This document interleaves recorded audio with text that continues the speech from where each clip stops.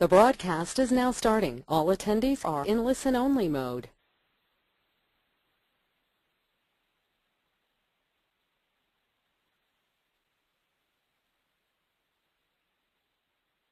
Good afternoon, everyone, or good morning for those who are joining us from the West Coast. Thank you for attending our webinar today on the changing education landscape and its impact on employees, how to maximize your tuition assistance program. My name is Nil Khalifa, and I will serve as the moderator for this webinar.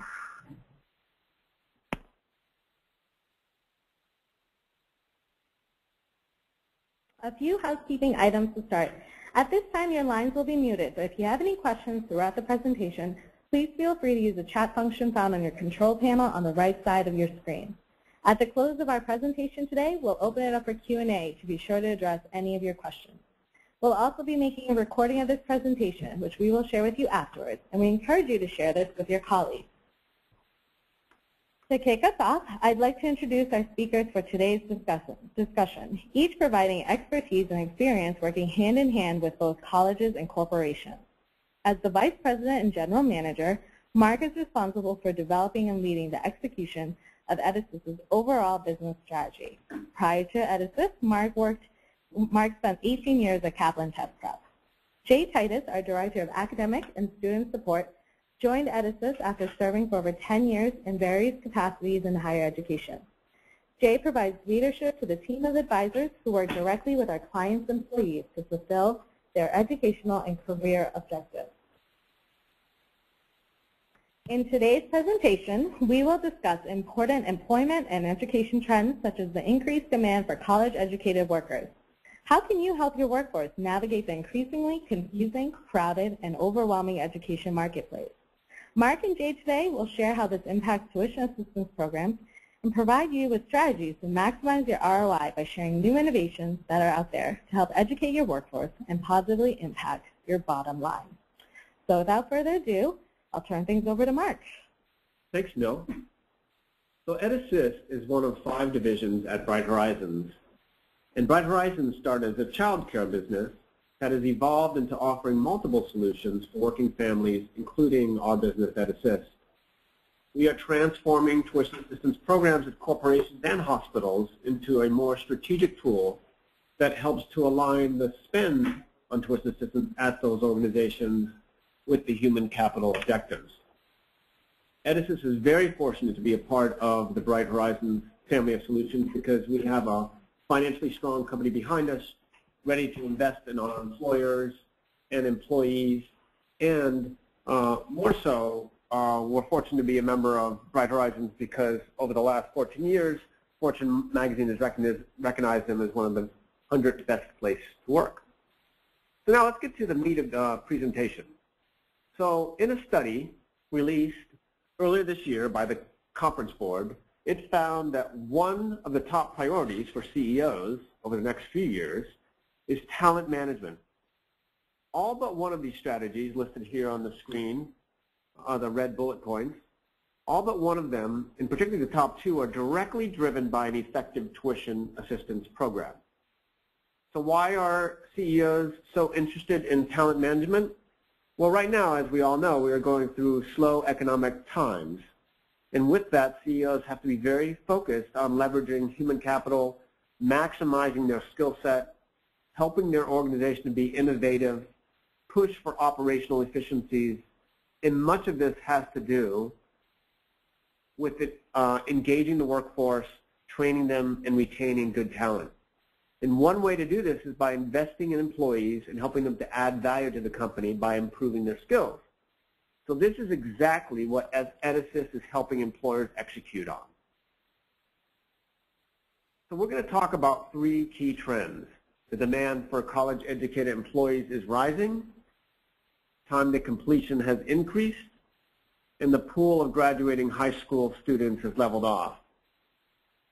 So college and universities have realized that one of the key ways to grow their enrollment is by offering programs that are geared to the adult learner, which is now the fastest growing population of students.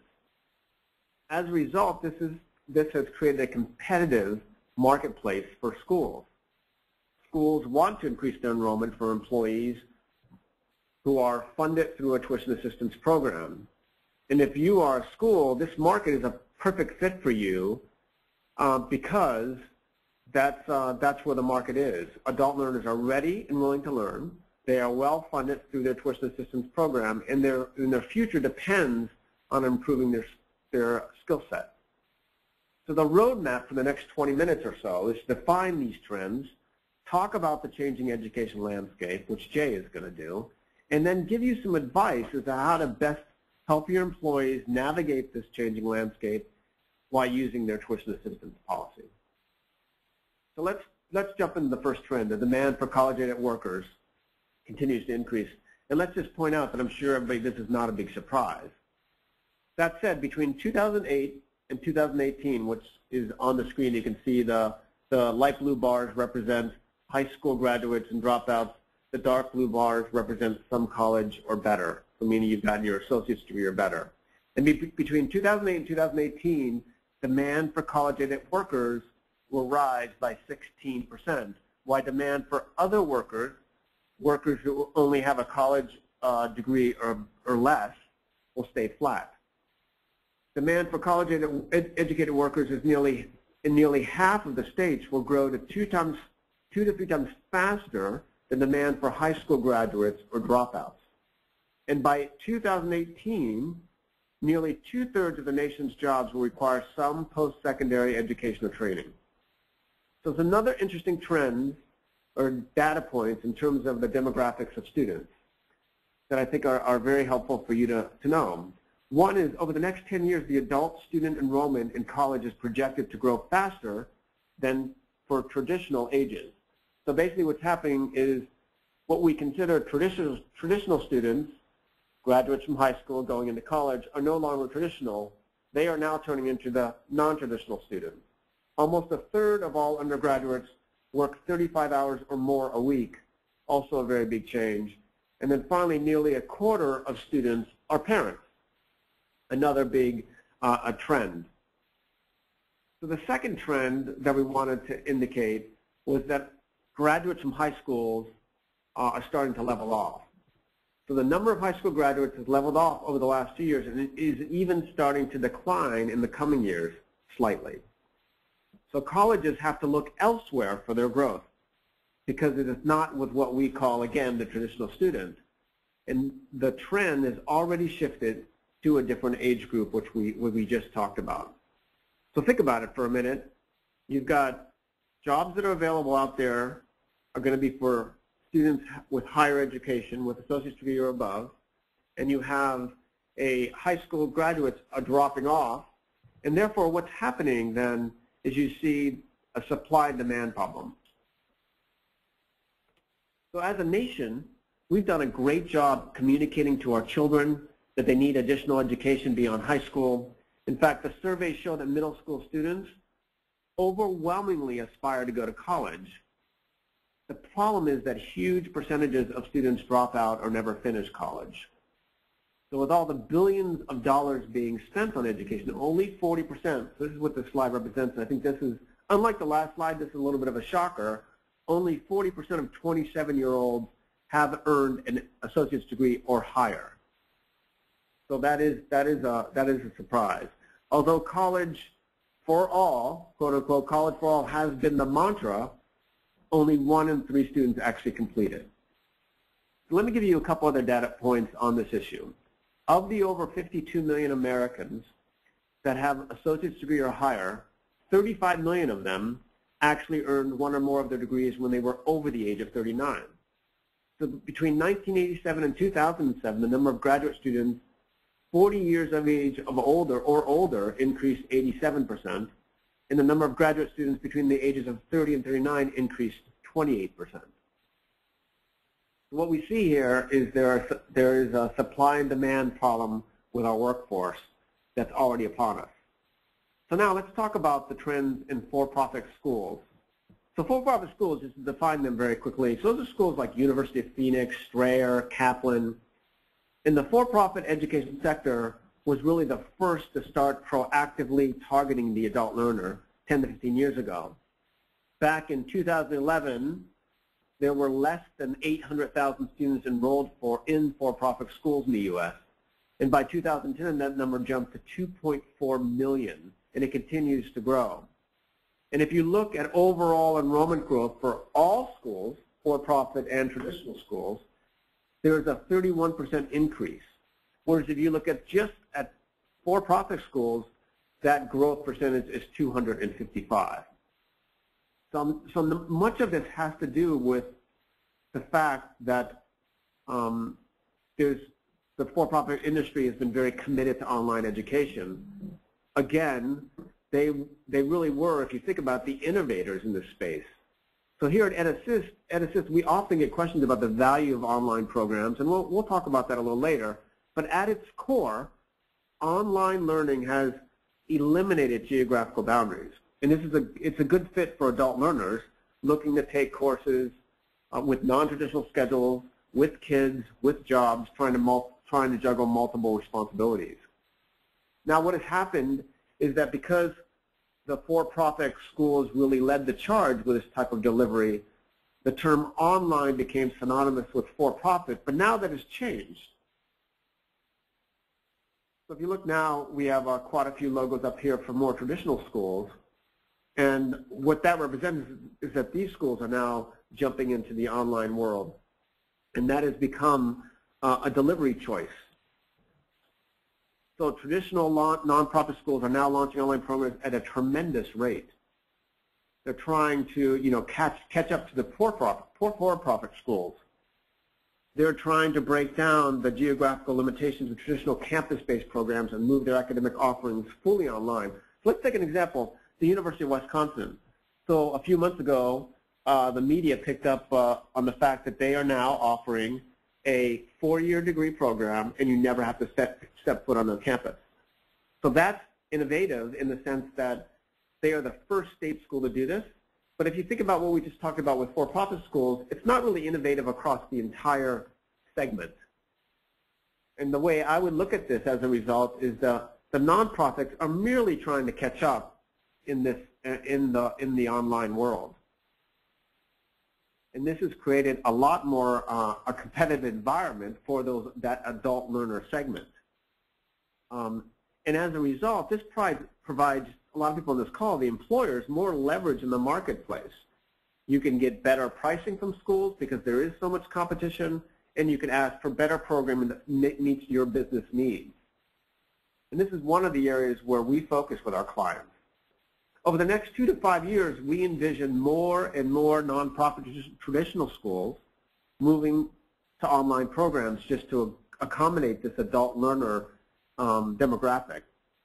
And you probably have already seen this in questions from your employees about their tuition assistance program, with more and more employees asking for more schools to be added to the long list of schools they're considering attending. So now we're in a world where demand is very high for higher education. However, we know that the supply of employees with the right skill set is low. And this has caused the competition by schools for the adult learner to escalate. So the million-dollar question is, how do you help your employees navigate all these changes, make good decisions when using the tuition assistance program of your company, especially given the fact that this landscape has become chaotic?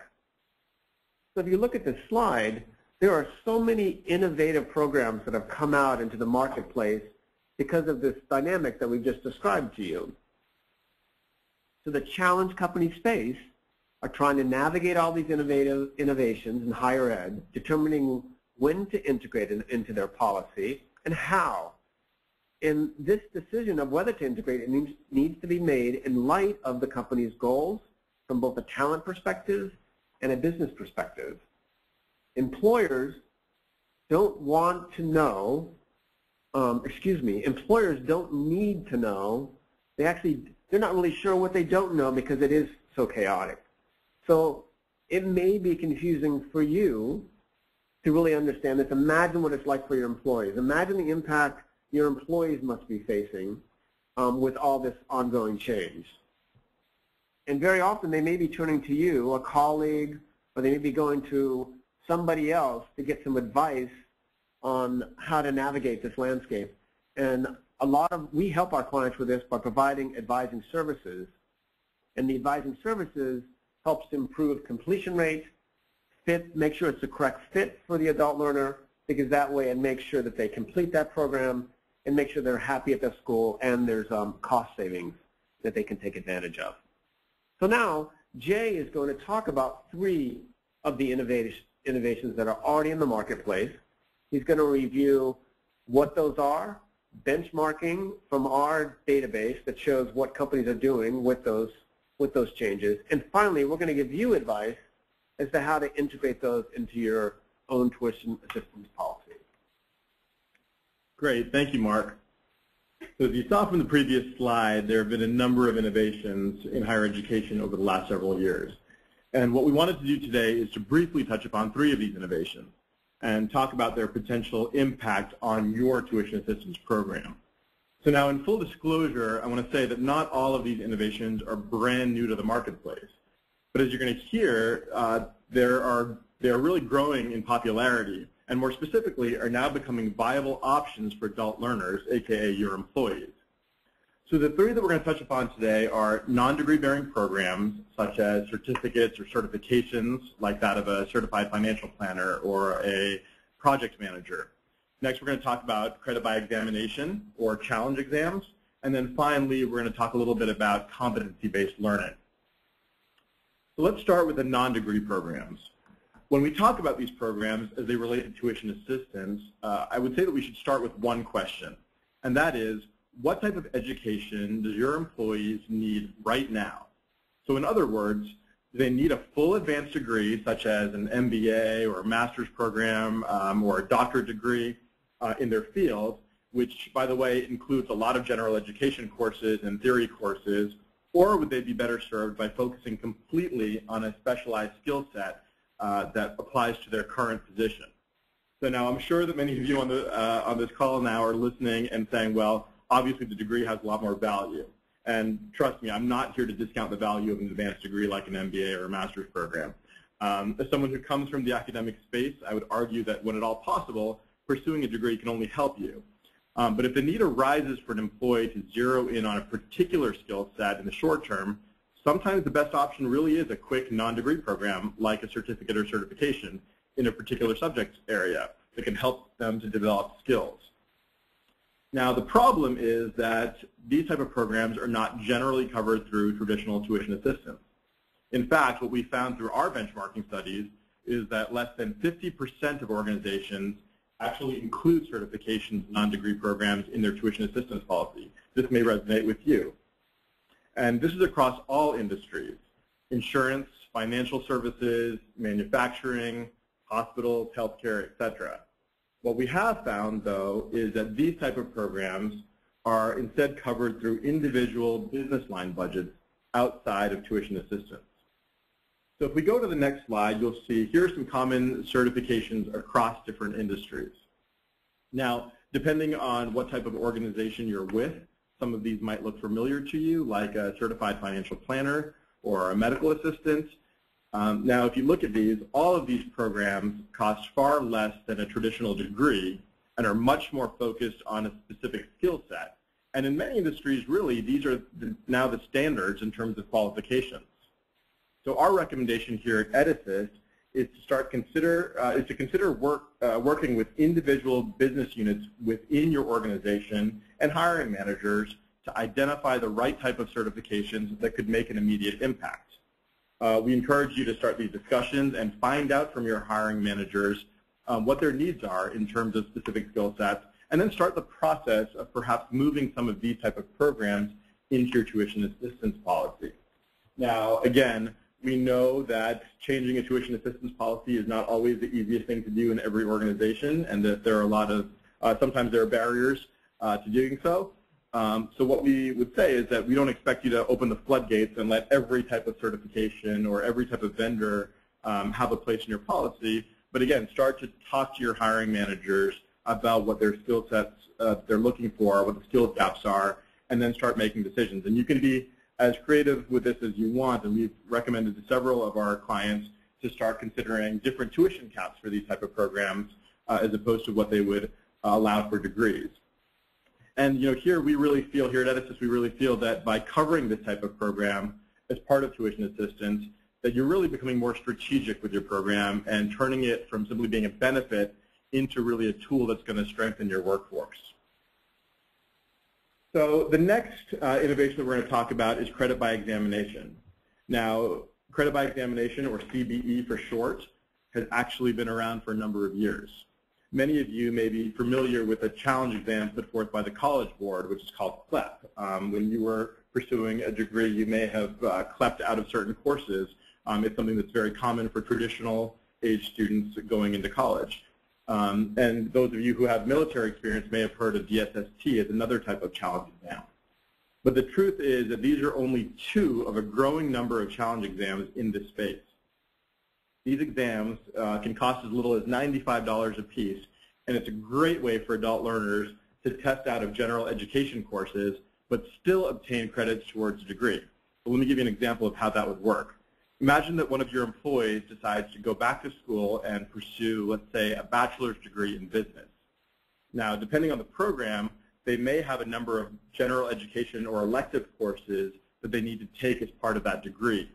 That can include English or history, math, social science, and so on. And they may have actually taken some of these courses previously if they have another degree under their belt, but depending on what the gap in time is, those credits may have expired.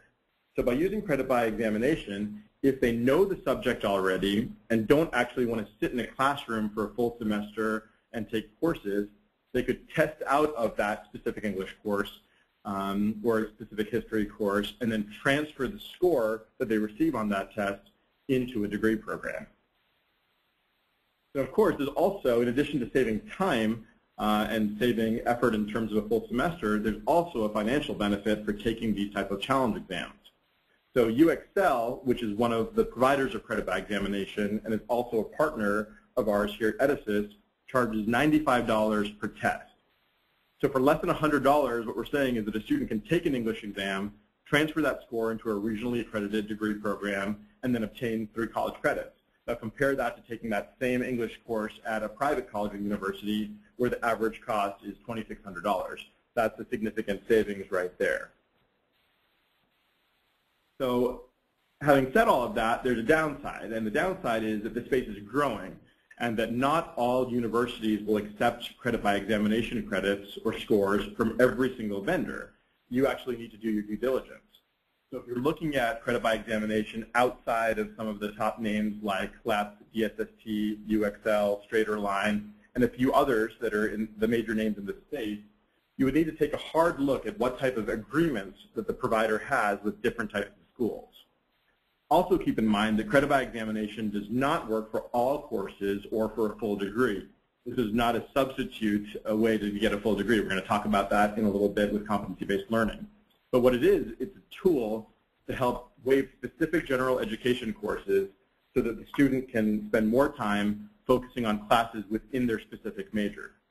So based on our studies, we found, again, less than 50% of companies are actually allowing for credit by examination as part of their tuition assistance program. So first and foremost, our recommendation is that companies start to take a deeper dive into this and actually allow for credit by examination in their policies because of some of the reasons I stated previously. But to take it a step further, as we peel back the onion and started talking to some of our clients about why it's not included, what we found is that the companies really just don't know that it exists as a viable option for their employees. But once they've realized, and once we have those discussions with them, we have found that companies are quick to add this to their list of covered programs. And over the last several months, we've actually worked with a number of companies to develop language around credit by examination and help them with the vetting process to ensure that they have the right programs listed for their employees to take part in. So finally, we have competency-based learning. And many people actually believe, and you've probably heard a lot about this being the future of higher education in the United States. You may have read articles about this or heard about this in the media, and the truth is that there's a growing number of providers of this type of education model, which is really geared towards the adult learner and allows students to take a block of courses at their own pace, prove competency in each subject area by either testing out or meeting specific learning goals, and expediting the degree process. So in this model, a student or their employer are actually not paying for time in a seat or for credit hours, but instead what they're paying for is a block of time for the student to master specific subjects. So as I said, this is a rapidly growing modality with traditional accredited schools that Mark talked about earlier offering this type of coursework. So Patton University, Western Governors University, Thomas Edison College in New Jersey, Southern New Hampshire University with their College for America initiative. These are just a few of the schools that are really driving this initiative to make education convenient and affordable to all students. Again, the challenge, though, is that like many other innovations in the higher ed space right now, most tuition assistance policies are not set up to accommodate competency-based learning through a traditional reimbursement or disbursement process. However, companies are still allowing their employees to enroll in these schools. They just don't know what the modality is. So they haven't really taken the time to figure out what it means to reimburse or disperse for a block of time as opposed to a specific number of credits or a traditional semester. So our recommendation here is to really engage some of these schools in discussions about their program offerings that use this model and make clear to your employees what the process will be like if you are going to allow this as part of tuition assistance. And on this next slide here, again, just like credit by examination, the cost savings to you as an organization can be tremendous. In this example here, you see the difference in cost for 1 year of study between someone who's using a competency-based learning model at Patton University and someone who's taking courses at a private traditional college. And the savings there really is close to $32,000. So there's significant savings by allowing your employees to take this type of model because it is still being achieved at, their degree is still being achieved at a regionally accredited college or university, which is the standard that we recommend here at Edison. So again, now I know that I just skimmed the surface on these three innovations, and I could probably spend a lot more time, we could probably spend hours talking about the pros and cons of each. And as Mark pointed out earlier, there are a number of different programs emerging like this. So what we would encourage you to do is to start taking a closer look at them as they relate to your tuition assistance program, and then start making decisions about what you'd like to do with your policy given all of these changes. So with that, I'm going to turn it back over to you, Mark. Thanks, Jay. So if you step back for a minute and you think about where tuition assistance policies came from, they came through basically the GI Bill after World War II. So the GI Bill were used to fund veterans coming out of World War II to get their college education, and companies adopted that strategy in the tuition assistance policies to fund employees' education to help them get degrees. They were very degree focused. And as we've talked today, that's really changed. You know, now there are all these different type of programs that tuition policies cover, and that we're actually recommending they should cover because they provide better value to the employee. And these changes are going to continue to occur, and it's going to require companies to be flexible. It's going to require them to be agile with their policies. And when you think about it, the way companies have operated up to today, they've really depended upon that, you know, young college grad to start filling their pipeline for their future workforce. And when you couple that with the research out there on how costly it is to have turnover in your company, certainly tuition assistance policy is a great way to help with retention, to help retrain your employees, get them those additional skills so you have the workforce you need to hit your business objectives. And if you think about it, all these changes occurring, I mean, just the three that Jay covered today, the reality is imagine how your employees must feel about all these changes occurring and how much help they need with figuring out what's the right program for them. So we're recommending the companies take a step back, look at some of these innovations with a closer lens, and start to figure out which one of them may benefit your organization and your employees in terms of meeting your strategic objectives with your tuition assistance policy. Using EdAssist will help to navigate this fast-changing environment. We help our clients stay on top of these ongoing innovations, make the appropriate change in their policy, and most importantly, find the right value proposition for their employees and businesses.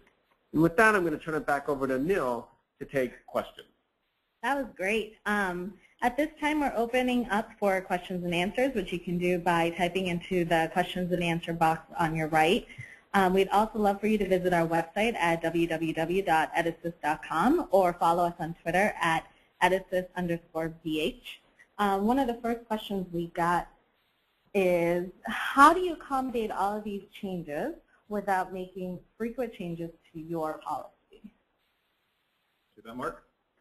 Sure. So the key with this one is, one, you have to evaluate all the changes. You have to evaluate all the changes in terms of, are they coming from programs that either, one, are regionally accredited, or two, offer credits that can be used at regionally accredited schools.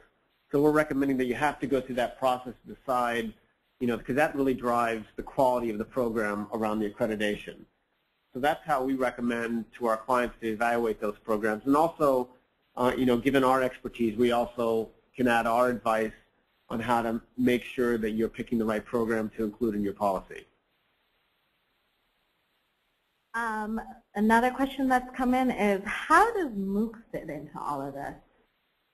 Okay. I'll take that one. So MOOCs, again, if you look at all the different innovations, MOOCs is one of the innovations that have come out recently, and they're really free courses being offered. And it goes back to the question that I had asked earlier when we talked about non-degree programs, is what is it your employees need right now? Is it the specific designation or the degree next to their name, or are you looking for them to obtain a specific skill set? So, we often talk about MOOCs the same way we talk about internal training options. It's about helping them develop their skill set. MOOCs right now are free.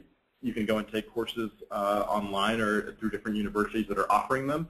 But if there are specific designations that you need, we encourage you to start having that discussion with your employees. But on the other side, if it really comes down to just learning a specific skill set or having expertise in a subject area, those courses can be taken completely free, and they really fall outside of tuition assistance and probably lean more towards the internal training type of options that you have. And encourage employees to do that as well, just that they're continuing to sharpen their skill sets.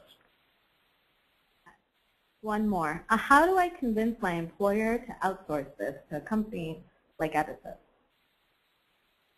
Well, that's a great question. I think the couple of short answers are, one, to take a look at the fact that when you bring in a company like us to manage tuition assistance for a major corporation, we offer about a 15% ROI. So that means for every dollar the company's spending on their tuition assistance program, because of our service, with helping leverage those dollars, with bringing in an education network with that offers tuition discounts to employees and other benefits, and also just through our compliance and our advising services, we are able to save about 15 cents on the dollar for the company. So one way to convince your company is just through the dollars themselves and how we can help better manage them. Another reason is that we can really help companies make their tuition assistance program, more strategic. We can help them align it to their company goals and objectives. And again, companies need to and are looking at doing that because they're spending millions of dollars on this benefit. And why shouldn't it benefit the ultimate goals of the company when they are, since they are spending it, investing in their employees? Right.